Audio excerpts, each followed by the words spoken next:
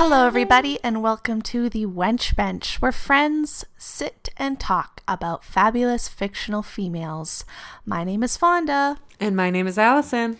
Today, Alison is going to be talking about Tulip O'Hare. Yes. So, Alison, first of all, can you tell me where Tulip O'Hare is from? So Tulip O'Hare is the main female character from the comic books of Preacher.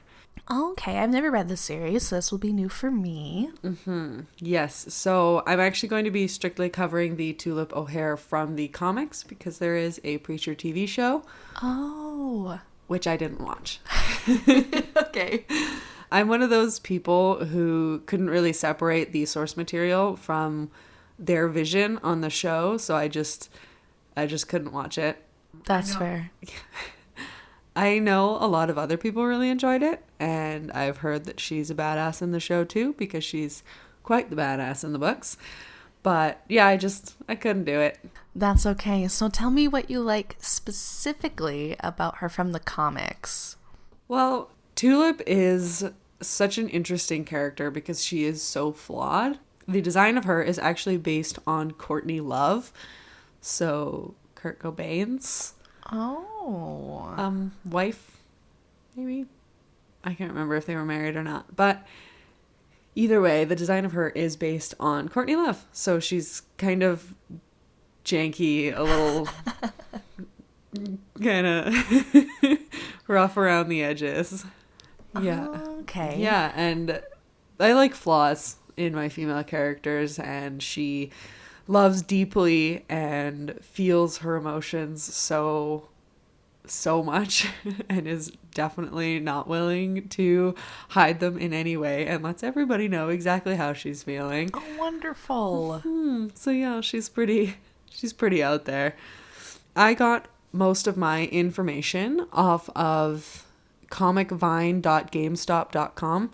It kind of was an overview of her entire story in the comics. So you can reference it? Okay. Yes. So I'm going to be similar to with my Dr. Ellie Sattler episode. I'm going to be kind of telling the story with a lot of breaks in between to talk about those points in her life.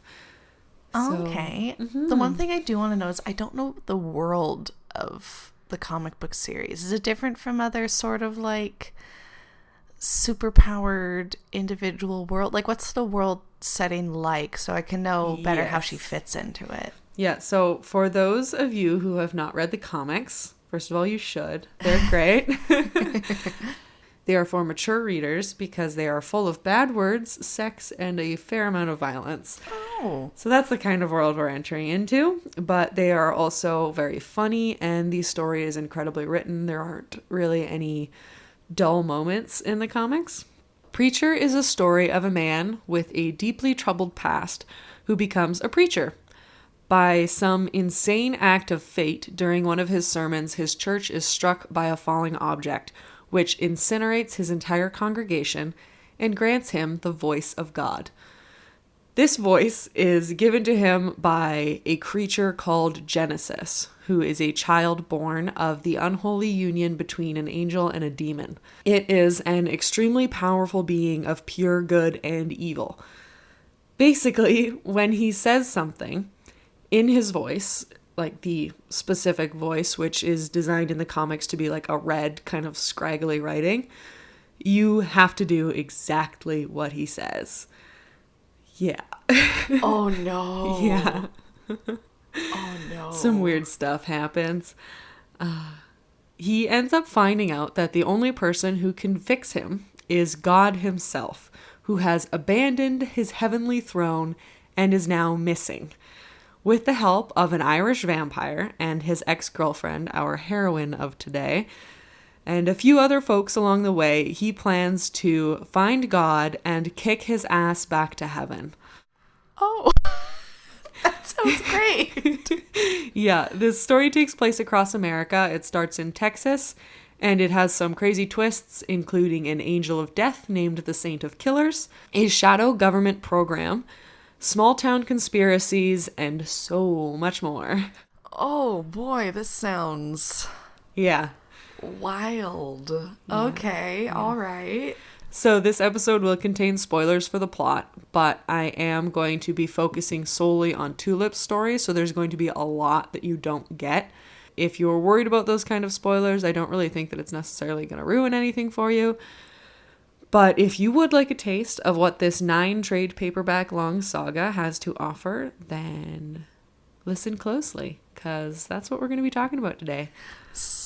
Spoilers. Spoilers. You have been warned. I will no longer apologize for it. It's been out for how long, though, the series? Oh, long time. So I think we should be fine. Very long time. Yeah. Yeah, and I almost think that even just listening to this, if it does nothing else but make you want to read the comics, then I'm happy, because they are truly... They're actually kind of the reason why my husband and I got together. Oh. Mm-hmm. Yes. Oh. Yeah, when I was trying to flirt with him, I asked him to suggest a comic because he works at the comic book store. And he suggested this one because he knew that there were multiple books and I would have to come back. Not just one and done. Yeah, exactly. He also really enjoys these books, so this is kind of our couple story, and he figured that if I liked them, then that would be a good gauge of how much we would actually get along, because there's some weird stuff in here. Oh, that's good to know. A lot of which I won't even kind of be touching on. Seriously, that's okay. There's so much weird stuff. That's okay. I'm here for Tulip. That's the only reason I'm here. Yeah, we're here for Tulip. Our fabulous female is Tulip, who is not just a girlfriend character in these comics. She is an incredibly flawed and interesting woman. We're going to start at the beginning of her life, because the comics kind of jump back and forth, but I have put everything in an actual linear sense, so it doesn't get super confusing. Her story actually starts out pretty sad. Her mother died in childbirth, and so her dad was left alone to raise a daughter who he kind of was hoping was a son. Let down on his part, which is really bad, because you should be happy no matter what type of child you get. Exactly. Her dad had always thought that he would have a son who he could do all of that normal father-son stuff with, like hunting and fishing and camping. But being left alone with a daughter, he realized that her sex really didn't matter. And I'm so proud of him. Okay, yes. Continue. Because as soon as he held his little girl, he just absolutely fell head over heels for her. She was his whole world, and he took her to do all of those things anyways, because those are things he loved and he wanted to let her learn them. He actually named her Tulip because her mom had always liked flower names.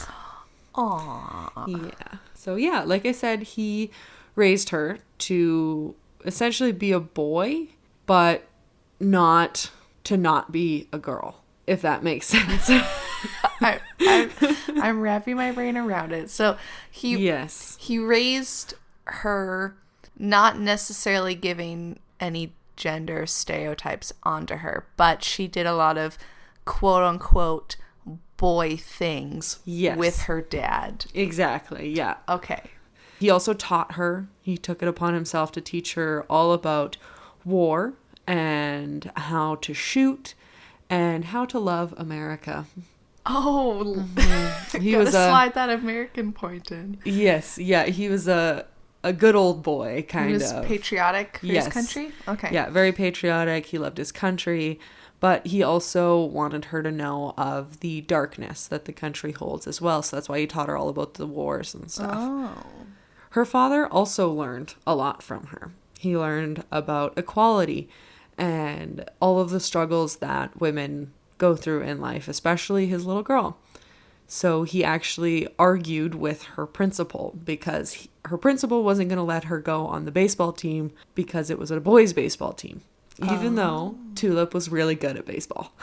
He wanted her to be judged by her skills and not just by her gender. I respect that. Yeah, he really grew as a person too, alongside with her. He wanted her to have every opportunity in life. Unfortunately, though, he was killed in a hunting accident when she was a teenager. Oh, no. And this started Tulip with a hatred of guns, because it was was just an accident, but it left her as an orphan, and she was sent to a boarding school. At this boarding school, she proved herself to be smart and capable, but definitely not a people person. The richest student in school, named Amy Grinderbinder, which is Amy Grinderbinder? Grinderbinder. The most ridiculous name in comics. Oh my god, okay. So Amy decided to befriend her at all costs. She would not let Tulip say no or cut herself off from everybody. She's just like, no, that girl, like, I want to be her friend. She's cool. As I mentioned, Amy was super rich. And so one Christmas, after they became friends, she invited Tulip to her house to spend Christmas with her and her family. While there, they had a party which was full of rich and powerful people. And unfortunately, Amy was about to get taken advantage of at this party by a bunch of rich kids. And Tulip saved her by crashing a truck through a wall and firing off a shotgun. No matter her fear or hatred of guns, she just started firing off the shotgun into the room. Thankfully, she didn't kill anybody. But yeah, she just literally blasted through the wall in a truck. And I was like, get away from my friend. What? Yeah, so she rescued her friend. Nothing happened to those boys, obviously not, but also nothing happened to Tulip. So or Amy, which is or Amy, good. Yes. Yeah, so she saved her friend. And when Amy's dad died, the two decided to take a few years off and go traveling. And they were a little bit rebellious as anyone does. As young women tend to be. It was on their travels when they went to Texas that Tulip meets Jesse Custer, the main character of our story. Their last names. So we have Amy Grinderbinder and Jesse Custard. Yes. No, Custer. Custer. No D. I thought you said custard. And I was like, wow. Okay, continue. No. He was there with a date, but when Tulip saw him, she knew she had to have him, and so that did not deter her, even kind of. This is where we get into that gray area of whether, those sharp edges. That kind of thing. So she decided to seduce him, and also, at some point in the night, she shoved his date's head into a toilet so she would have to go home. Tulip, excuse me, girl, but what? She wanted him, and that's all that matters. But that poor other girl. I'm just thinking. Yeah, nothing would get in Tulip's way. We see that in a lot of points in the story. Okay. She is very, very determined. I can see that. Maybe tiny bit flawed in the determination bit, but as you said, you like a flawed female. Exactly. Okay. It's not that she hates all women. She just hates the women.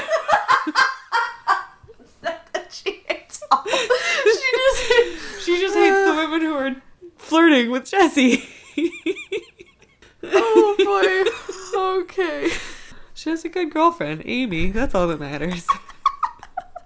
As far as she was concerned, her and Jesse were going to be together forever. So Jesse joined Tulip and Amy on the road. They started to walk on the wrong side of the law a little bit after they all got together. Oh no. Their specialty was Grand Theft Auto. Okay. Yeah, so they liked stealing cars. Oh boy. The danger only intensified the feeling and the passion between the two of them. It just made their love so much more fiery. Of course it does. Of course it does. Best way to a good, strong relationship is to steal some stuff. It's not actually. Please don't take that to heart. Their romance, it's not the kind of romance in a comic story that you want to idolize. Mm-hmm. It's not necessarily toxic, but it's really unhealthy for these two. I don't think the tone of the comic doesn't really come off as saying, this is what you should want in a relationship. It just comes off as saying, this is their relationship. Oh, okay. So basically, their relationship is sort of take it as it is for face value, which is it's not healthy. But I'm guessing nothing yet has been done for their relationship where it goes into toxicity. No, I mean, the stealing cars for adrenaline junkie stuff is not great. No. Neither is shoving his ex-girlfriend's head into a toilet. But they're both flawed in the way that it's very clear that this is the only kind of relationship that they could have. Oh, okay. Yeah, they're not really great people, but they try and do the right thing, which some could argue is the most important part. Effort is important. It is important. So after traveling for a while, they ended up in Phoenix. This is where Jesse actually leaves without a single word. Yes. Dun, yeah. Dun, dun. Yeah, they were in a park, and I believe Tulip went and got ice cream, I want to say. And when she came back, Jesse just wasn't on the bench anymore. What about Amy? Was she still in the picture? Yep, she was still with them, but Jesse just disappeared, and it absolutely broke her heart, and it broke her spirit. Oh. After this, Tulip turned to alcohol, and she nearly killed herself with it. So addiction is another storyline in this comic, and it's very interesting the way that they portray it as something that is just a part of the story, not necessarily something that you should look down on her for, but something that happens to a lot of people, especially in situations like that, when the person that you love the most in the world leaves without a word. Yeah. And if you're like prone to that sort of thing, you turn to anything to make it feel better. Does she ever find Jesse again, or is that just like yes. Oh, okay, I can't wait to get to this. Yeah, she is a major part. This is like beginning of the story. This is before Jesse even has the word of God. Yeah. Oh. Yeah. Intense. Lots of stuff goes on in this woman's life. Oh my. So much. So she couldn't hold down a job, and she didn't really care to either. To get clean, she actually borrowed money from a club owner so she could go to rehab when she realized that she wanted to get better. Oh, at least I think in any character, when they're the ones who realize that they need to get better, I always commend that character, because it's a lot to look yourself in the face and be like, yeah, I've fallen down shit creek, and yes, I'm either going to stay here or I need to find help or be my source of help to get out of it. And so I think that's just great for her character. She's flawed, but the fact that she could see that she needed to get better for herself, I think speaks volumes for the type of character you're going to explain her as. It really does. As we will find out later, this isn't the first time that she has to make this really hard decision to get clean and move past those addictions. Once she got through rehab, she had no way of paying back this club owner. So she went to ask him for a way to work off the debt. He said that there were no waitress positions at his club, and she didn't want to be a sex worker for him. So he gave her the option of performing hits, since he knew that she was great with a gun, no matter how much she hated them. Oh, okay. In her desperation and need for the money, she went to her first job, and it was to kill somebody who had been muscling in on this guy's turf. She failed. It was an epic fail of great proportions. As she was fleeing the scene, she hopped into a truck with a scruffy Irishman named Cassidy. This is our Irish vampire. Oh. Yes. So this is the third from our trio of the main set for the story. He refused to get out of the car because it was his truck. And instead he just drove away with her. Just kind of embraced the whole mad situation and was like, yeah, fuck it. Let's go. Let's do it. Yeah. Don't know who you are. You don't know who I am. We're going on a ride. Yeah, I'm going to rescue you though. And as they traveled west, She would drive during the day while he hid under a tarp in the back of the truck. Oh. Because, as I mentioned, he's definitely a vampire, and he definitely can't go out in the daytime. Oh, okay. Does she catch on to that fairly quickly? She just doesn't care. Oh. Yeah, so she has so many other things on her mind. She doesn't really think much about it. It ends up just becoming a fact. Got it. Okay, there's no like aha moment, no like surprise. She sees him sucking blood, just sort of like she finds out and she's like, got it. Yeah, they just kind of accept it. Oh, okay. In another twist of fate, as they're driving just outside Annville, Texas, they see a huge explosion, which happens to be the explosion of her ex-boyfriend's church. Oh. Yes. Out of curiosity, they drive to see what happens. And Jesse Custer comes stumbling to them and asks for a ride.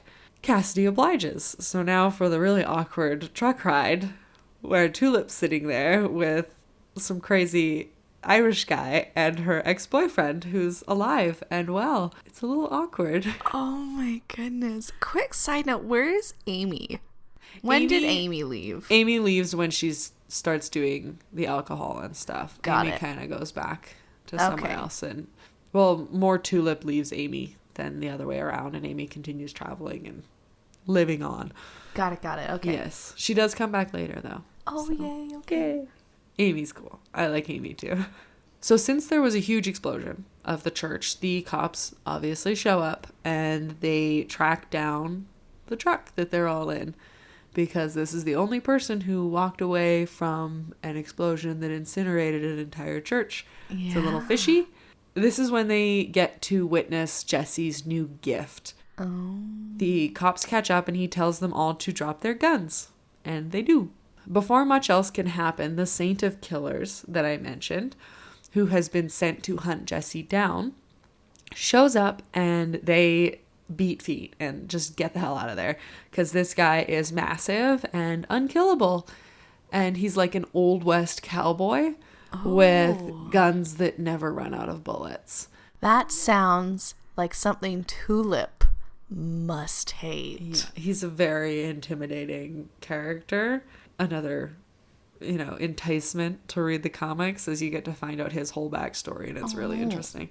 The reunion was obviously difficult, and made even more so by the fact that they were in the middle of a cosmic controversy. Yay! Throughout their travels, Tulip continues to try and talk with Jesse about why he left. But events such as serial killers, law enforcement, and a few near misses with death kind of get in the way. Jesse avoids talking about why he left. So it's a very strained reunion, and they have a very strange kind of feeling between the two of them. Yeah, as one would in that case. Definitely. Luckily, well, not luckily, the Tulip is about to find out exactly why it is that Jesse left in a not really good way. Oh no. They are kidnapped by his grandmother, a woman named Marie Langell, and her two thugs. These people are the reason Jesse left. It was to protect Tulip from his family.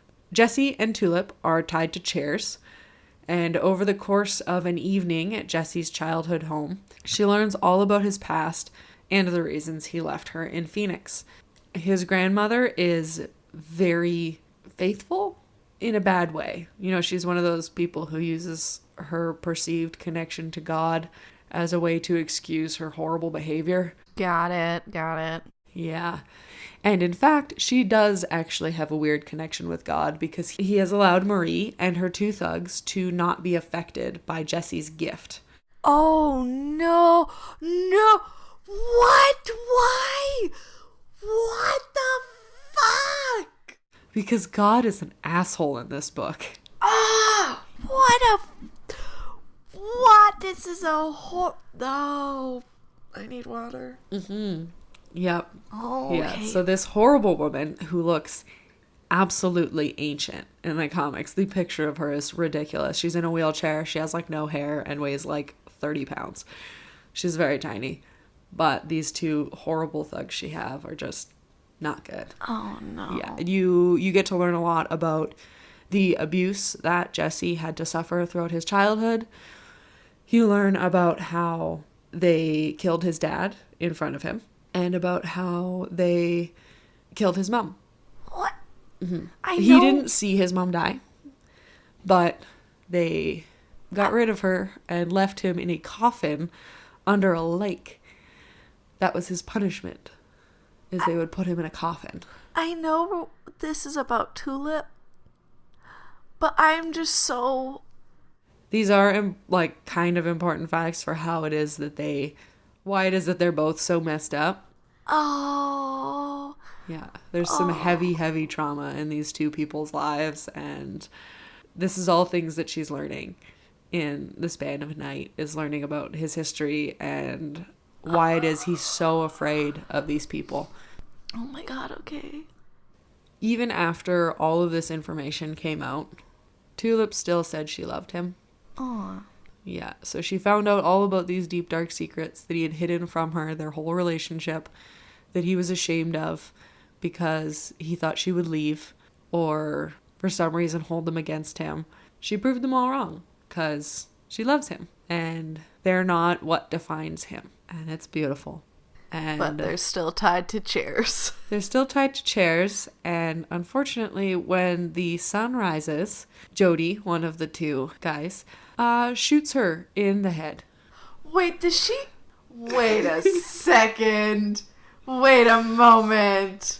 I still have like 3 pages of notes, so this is not the end. But still, what? Okay. You have me more intrigued than I was 10 minutes ago. Please continue. Yes. So her body is then dragged into another room, and once her physical form is completely alone, she is resurrected by God. God, excuse me, but you are a dick. Yeah. What? He is... Is he just toying with people? No. In this story? In this story, God is frustrated because the creatures he created in humanity do not love him the way he wants them to. So he wanted them to love him unconditionally.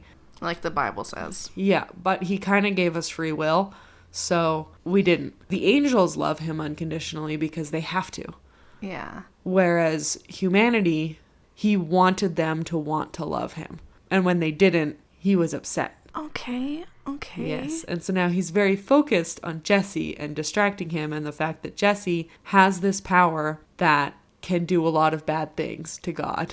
Got it. Okay. Yes. Okay, so she gets revived. Yes, and he does this because he has a message for Jesse. All he did was love Jesse and wanted his love in return.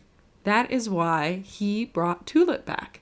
And he also removed the protection that he had over Marie and her thugs so that Jesse's word would now work on his family. All he wanted in exchange was for Jesse to stop looking for him. He basically did this as a manipulation tactic to trick or entice Jesse to stop on his quest. And Tulip, being the badass that she is, just told God that Jesse would tell him to cut the shit, and that it didn't matter that she was alive again. It didn't matter what God did to her or allowed to be done to her. It was not going to stop his quest to get God back to heaven. Yeah. Does she get any skills or abilities down the road besides the fact that she's just a badass and can use guns? Not really. She's just a stone cold badass. Okay, just curious if like the Bree brought back to life bit gave her a side effect or something. Oh, yes. No, he just brought her back exactly as she was. While all this is happening, Jesse is actually making his escape because he realized that his word works now. He manages to get out of the house and sets it on fire. The two reunite in front of the burning building and they escape together. I would have, if I was him, I would have took that opportunity to go to my grandma and her thugs, knowing my word works, and be like, "You will never come look for me again." He wanted to make sure that they didn't, no matter what, because he still doesn't really know how the word works. So he doesn't know if maybe when he loses it, if that's going to get lost. So he just really wants to make sure that there is no chance Got it. That they're going to come back. And there isn't a chance. They done gone. They done get killed. They get kicked. Is Irish Vampire Man okay? Yeah, the two actually now make their way to San Francisco to meet up with Cassidy. Oh, dope. Mm-hmm. So when they're in San Francisco, through Cassidy's ex-girlfriend's drug connections, the trio somehow end up at a massive orgy party. Oh, yeah. Okay. Yeah. Lots of weird stuff is going down at this party. If you look in the pictures in the background, like the artists went to town with the weird stuff going on. Oh boy.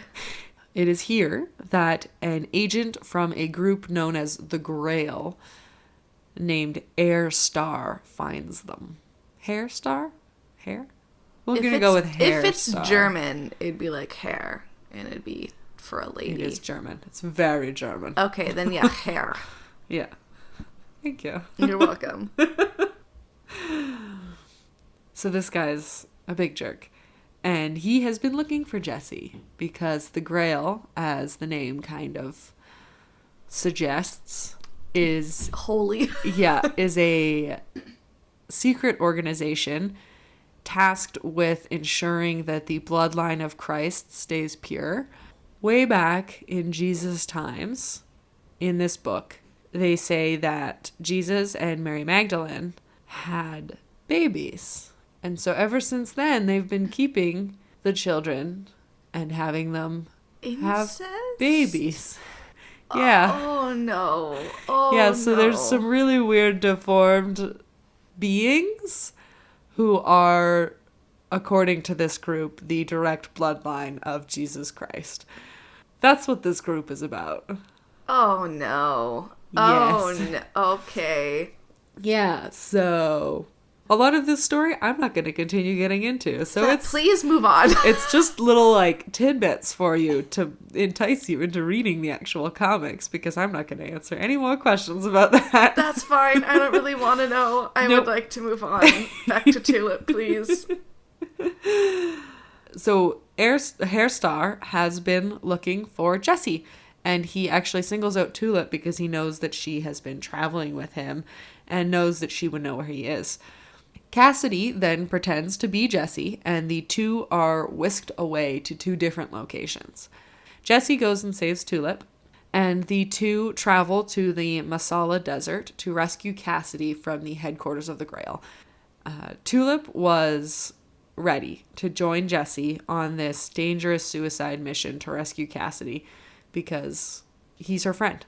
She wants to be a part of that, and she doesn't want to leave Jesse again. She wants to be with him extra forever now. I mean, she died for him. Yeah. And he ends up not giving her that choice, which is... Like he uses his power on her, I'm guessing? No, he just kind of leaves her. Again? In a hotel. No! Yeah. He has a problem with this. So he sneaks out of the hotel and leaves her money and a note telling her to meet him in New York, even if it was just to kick his ass, because he knows that she's gonna be pissed, like real mad. Second time is not a charm in this case. No.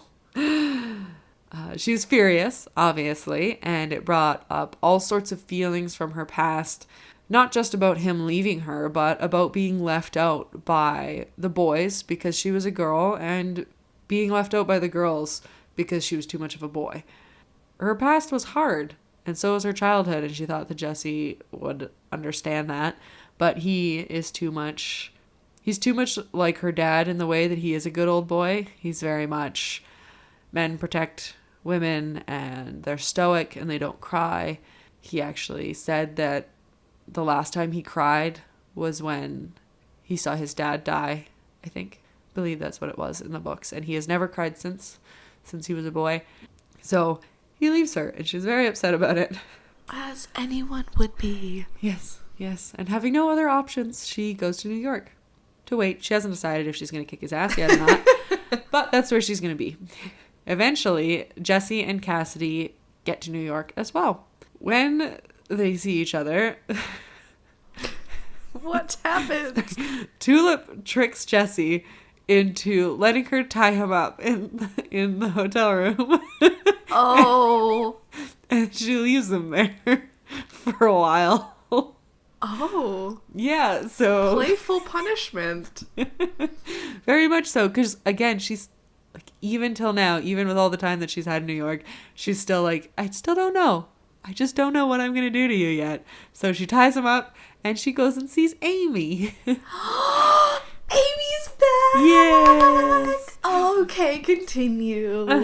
So her and Amy have a little chat, and she talks about her feelings and how hurt she was and how seeing him again still didn't really answer her question of whether or not she wants to be with Jessie. And Amy reminds Tulip that despite his mistakes, Jessie loves her. And all this fate, all these things that keep bringing them back together, Amy sees as a sign that they're meant to be together. Tulip decides, with the help of her friend, to see how things go from there. She loves Jessie with all her heart, but doesn't know if she actually wants to be with him just yet. Like, truly be with him forever. So she's going to go back to him and kind of take it day by day, in a way. And then things get extra complicated. Oh, no. When a drunken Cassidy confesses to Tulip that he loves her. Oh! Yeah. Oh, hot diggity dog. How does this make her feel? Not good, because Cassidy is Jessie's best friend. She knows that Jessie loves Cassidy, and she knows that that would break Jessie, knowing that his friend was going to betray him in that kind of way.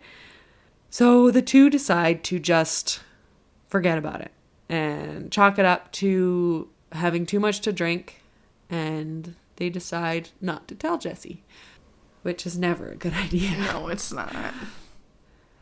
Unfortunately, Cassidy doesn't let this go, and he keeps dropping hints at inappropriate times, like when Jessie's there and Tulip is like, shut up, and she's getting very, very frustrated with this. The three end up traveling to New Orleans, where even more of Cassidy's issues come to light when they meet an old friend of his. This guy tells Tulip that he has a bad habit of destroying the people he loves. Not necessarily because he's evil, but because he doesn't understand the consequences. He's been a vampire for a long time. So human lives don't necessarily hold the same weight as he thinks they do. Like, He's lost what it means to kind of be human. Yeah. If he had it to begin with. Yeah. Yeah, like he's definitely lost a lot of his humanity, and he really thinks about what he wants first and doesn't necessarily consider how that affects everybody else. Got it. Mm-hmm. As Tulip continues to grow suspicious of Cassidy, she starts believing his friendship with Jessie was more of a way to stay close to her than actually a way to be there for Jessie. During an escape from an explosion in Monument Valley, another adventure we don't necessarily need to talk about, don't want to give away too much, Jessie actually falls to his death from a plane. Oh. Yeah. Does God bring him back? It wasn't God that saved him. Jessie survived the plane crash, I believe by falling onto a bunch of hay or something. It was like just a fluke. He just landed on something that he actually survived. Tulip is obviously once again devastated at the loss of the man that she loves. Because this time he didn't just leave. Like he fell. It was an accident, right? And she returns to alcohol and pills to numb the pain, unfortunately. And this part of the story is always really tough for me to read because it's so sad, and they definitely write it in a way that you're supposed to not feel good about it. You're supposed to feel gross and not good. Like, it's not a good thing that happens next. And they do a really good job at showing that. And so Cassidy is there with her, and he is finding and stealing pills and alcohol for her to keep her numb. He tries for a while to not take advantage of her in her desperate state, but eventually he gives in and goes to her. And so in her delirious and drugged up state, she is lonely and she looks for help, which is, in my mind, still not necessarily consent. Yeah. And Cassidy knows that, though, too, but he's weak, too. And so you have these two weak, broken people together, and it's a really tough part in this comic to read, because you see how dark everything is, and the apartment always has the blinds closed, so there's never any sun coming through, and everything's just dark and shadowy for like a couple pages. So yeah, really bad. Oh boy. Yes.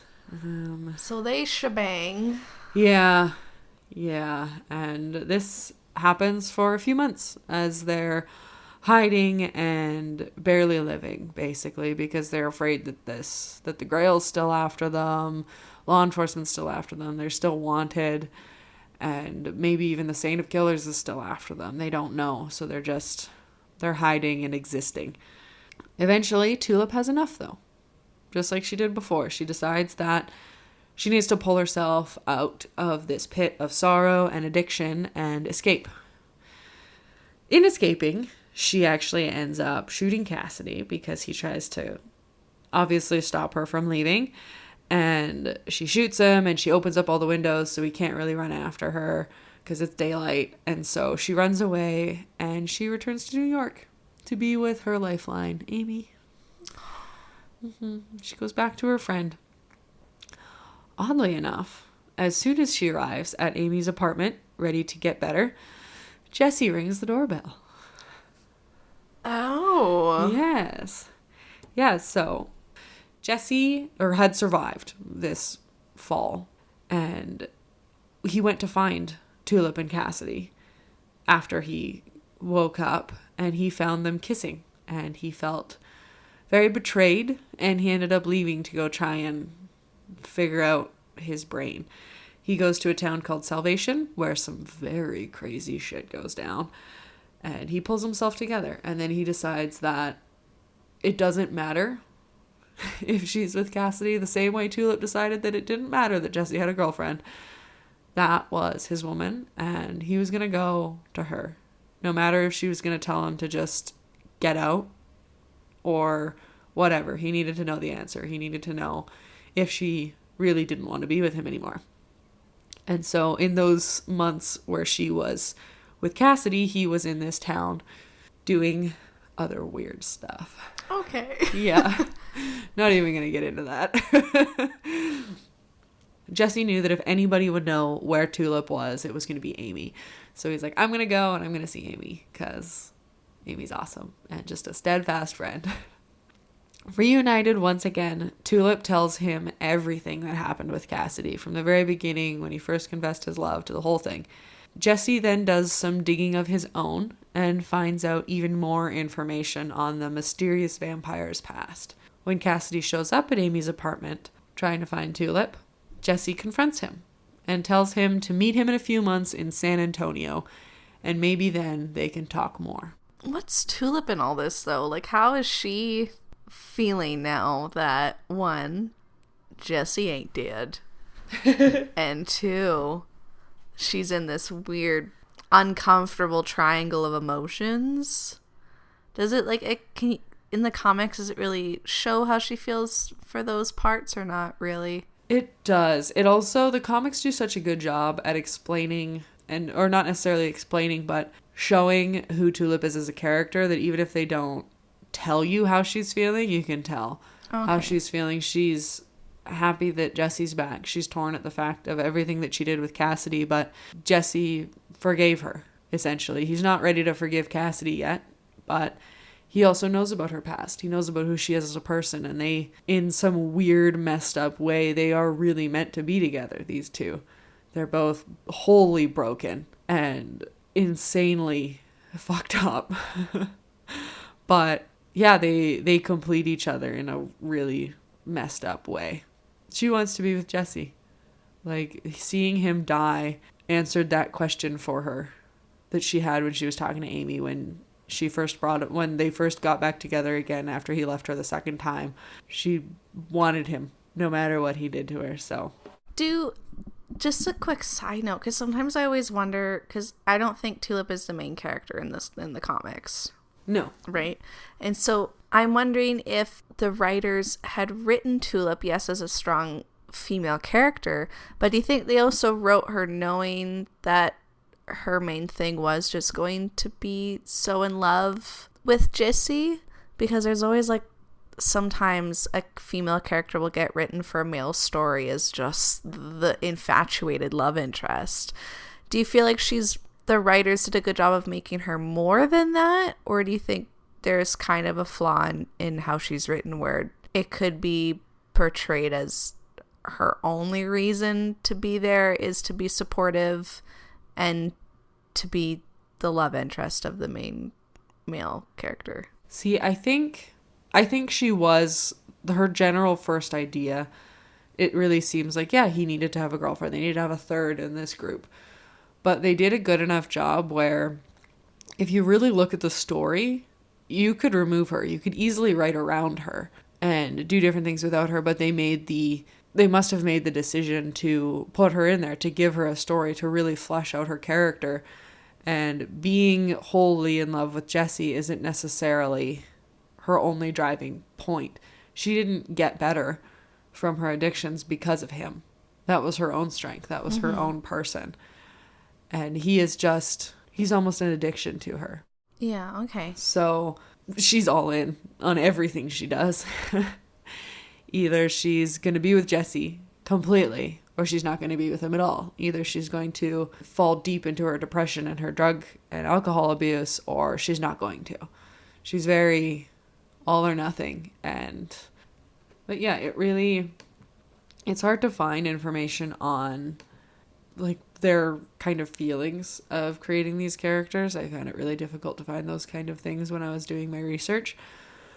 But yeah, I feel like it has to be a conscious decision to make a female character more dynamic in that way, and in writing her in such a way that it's not necessarily just a female character. Like, I feel like that's where people get a little too in their heads. I think it was George R.R. Martin who said, when people asked him, how do you write such good female characters? And he's like, I just write characters. Like, it doesn't really matter necessarily what their gender is. It just matters what their desires are, and her desires drive her completely. Mm-hmm. And I think if her only thing that she went after, the way that she went after Jesse, I think if that was the only thing that she went after that way, it would have come off as quite desperate. Yeah. But in having her as a whole character and showing how troubled her past was and building up her whole story, you see why it is that she's so obsessive, almost. But she's definitely not a a girl in a freezer character. Whereas they gave Tulip her own story. They gave her her own people, her own friends, her own things, her own desires, her own wants. She's not just there to be there for Jesse. In fact, he needs her to do stuff as much as she needs him to do stuff. She wants him there. Mm-hmm, but she doesn't need him to get anything done. Got it.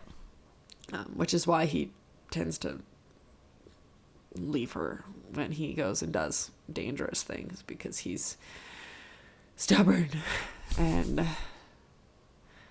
just a classic dude character where he's just like, no, I am the man. I am the man. I am the man. I must do the manly things, and you don't get to. So Jesse has made a plan. Well, Jesse and Tulip have made a plan to finally end things with the Grail, with the Saint of Killers, and with God himself.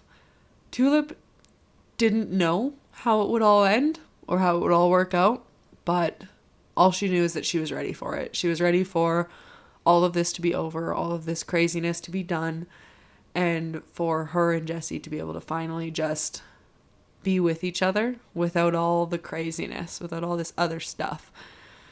And this whole plan was going to take place in San Antonio. And the two took their time getting there.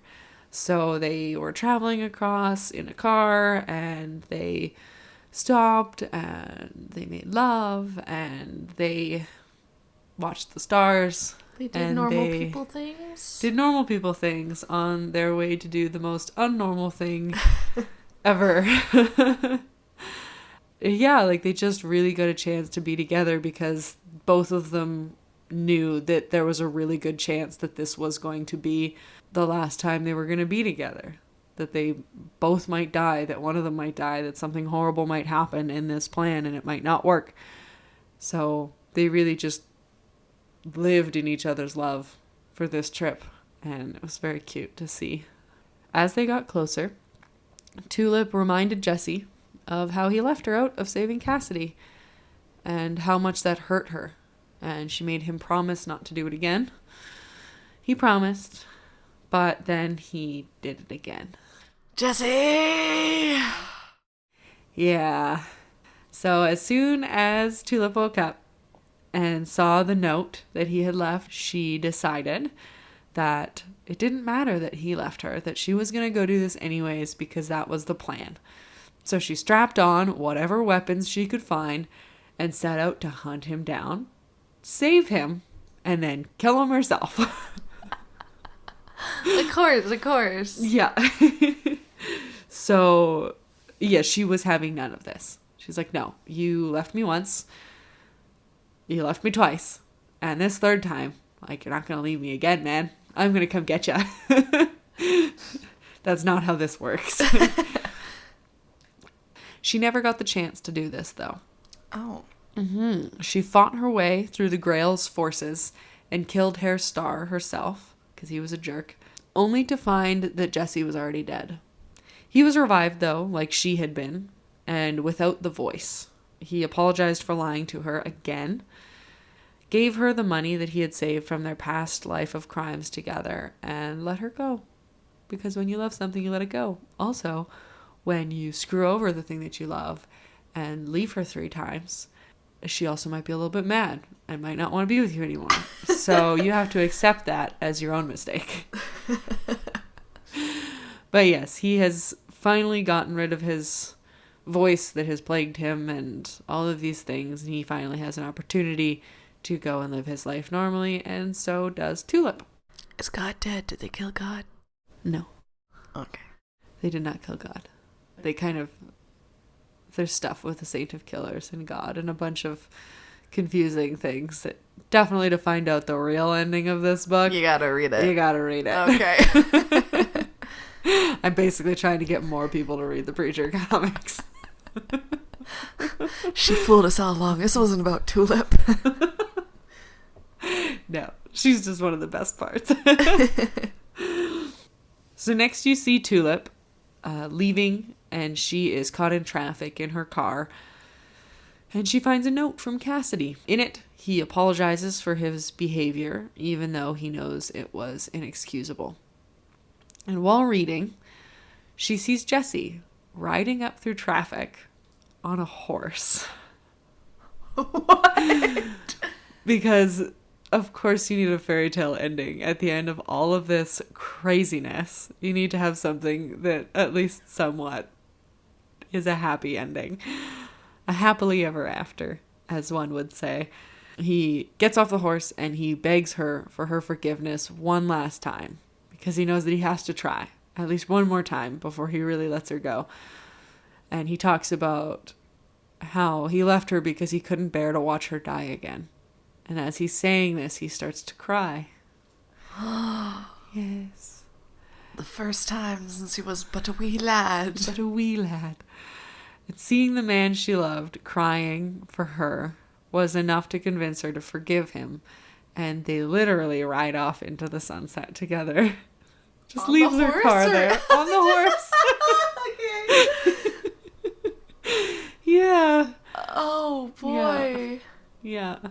So, yay. That's Tulip's story. Aww. So what in it, besides the fact that you said she's flawed and you like the flawed female and you explained her character through it, can you just tell me which moments made you be like, this lady is the shindig and I support whatever she does throughout the series? Like, what would you say was the moment when you felt a connection of any kind with Tulip? One of the first ones is when she saves Amy at that party. When she's feeling so left out there and out of place because she's an orphan girl. Like, she's not really supposed to be at this fancy party. And she notices that her friend is missing and her friend is in danger. And she's like, no, like, I don't care. I'm going to save her. I'm going to do whatever I can to save her because she's the most important thing to me.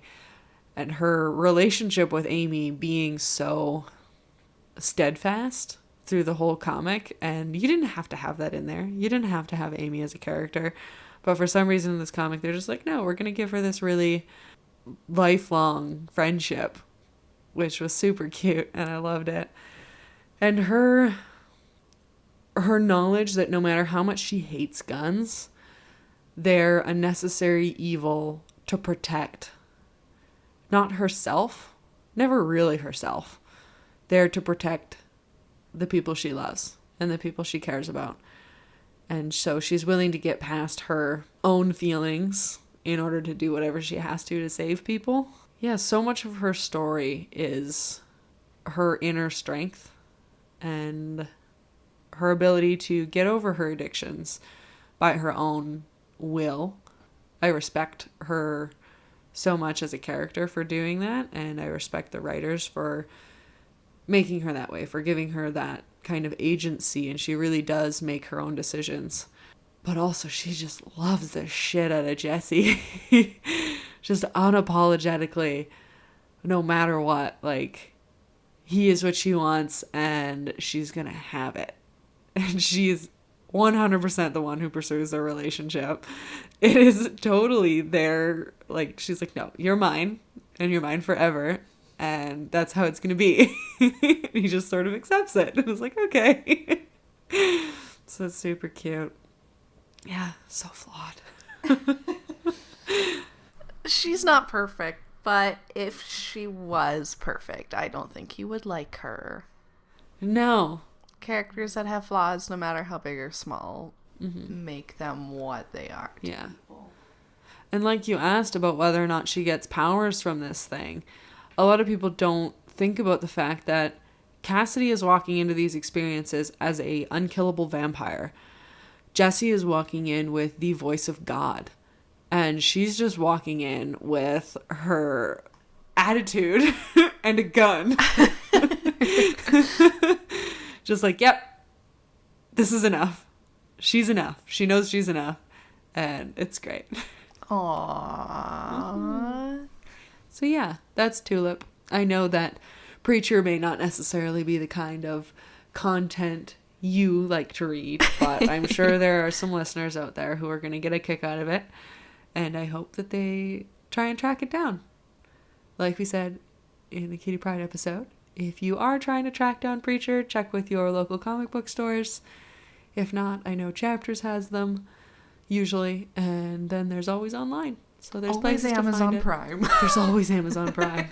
So, Fonda, is there anything that you are excited about right now? I am. So, something I'm excited about is actually a movie. So, I really like the Men in Black series. And the new one's coming out. Yes. And I know some people are iffy about it because they're like, oh, like, isn't it over? Or they're like, isn't it, like, why do we have to have it be remade with, like, a female character in it? I don't really care about the negativity that's getting towards it. I'm just excited because as a kid, I loved the Men in Black. Me too. Like, the only one I kind of didn't really like was the second one. But, like, the first one I loved. I thought it was great. And the third one was hilarious. That was good too. And I just remember multiple times thinking how fun it would be to have a job with Men in Black. And, yes, like, you kind of see women in the series. But it's neat being able to see a female character kind of have more of a forefront role for it. Yeah. So I'm excited to watch it, whether it's going to be good or not. I'm going to go in with an open mind just because I think I might self-insert myself as the experience, because that's what I wanted as a kid, was to wreck aliens and help save the world. Exactly. And so that's what I'm excited for. Yes. And all the haters can just back off, because the Ghostbusters remake was actually really fun. It was funny. I thought it was so... And so it's funny because, like, both Ghostbusters and this one has Chris Hemsworth. Yeah, and I just like you, I remember being a kid. I wanted to be a Ghostbuster, and I wanted to be a Man in Black. Right? So I think I'm excited, and depending how it goes, maybe I'll talk about it. We'll see. Tessa Thompson's amazing. Oh, yeah, but anyways, so that's what I'm currently excited for, and I'm waiting for a good time to go see it. Nice. Maybe we'll see it together. Maybe. Probably. I don't think Nick wants to go see it. I don't think Adam wants to see it either. But my husband's just like, no. That's what friends are for. Right? And you need a good friend to see the movies your significant others won't see with you. Well, on that note, you can find us wherever podcasts can be found. Please make sure to rate and subscribe if you haven't already, especially on iTunes. It will really give us a boost so more people can listen and find us. And you can follow us on Tumblr, Twitter, and Instagram at Wench Bench Pod. And if you want to reach out, you can send us an email at wenchbenchpod@gmail.com, which is WENCHBENCH pod@gmail.com. All the art for the Wench Bench was designed by the wonderful Tessa Joyce Riecken, and you can find her on Twitter at Werevile. I highly suggest checking her out. And thanks for listening. Bye. Bye.